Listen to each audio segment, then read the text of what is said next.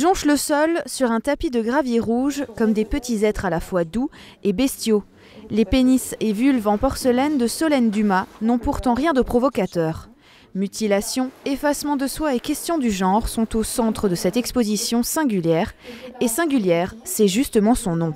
Pour moi, singulier, singulière, c'était vraiment pour parler de la singularité de chaque être, qu'on a tous des particularités et que c'est ça qui fait que chaque être est intéressant et beau à sa façon. Le fait de nous mettre dans une case homme ou femme, avec les stéréotypes qui sont rattachés à ça, et donc ça nous prive de nos libertés et ça nous enferme dans certaines choses qui va peut-être nous poser des problèmes identitaires. Donc vous allez pouvoir voir bien sûr des pénis, des vulves, mais également vous allez pouvoir voir des sexes un petit peu de personnes intersexes ou des sexes qui ont subi certaines mutilations ou des sexes qui ont certaines anatomies. Donc je veux vraiment montrer une diversité de l'anatomie génitale.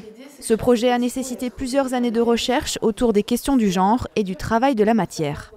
J'ai demandé à mes modèles de me faire parvenir des photos de différents points de vue pour me permettre de reconstruire par modelage ces sexes en y allant couche par couche en fait. Par exemple, les vulves, je commence à faire par exemple les petites lèvres. Bon, déjà je fais une première plaque. Après, je fais les petites lèvres. Après, je fais les grandes lèvres. Donc, vraiment, je reconstruis étape par étape. Ce n'est pas du moulage, car si je faisais par moulage, j'aurais des œuvres toutes petites, car la porcelaine prend beaucoup de retrait à la cuisson. Le côté fourrure, c'était vraiment pour ramener à l'animalité de l'être humain.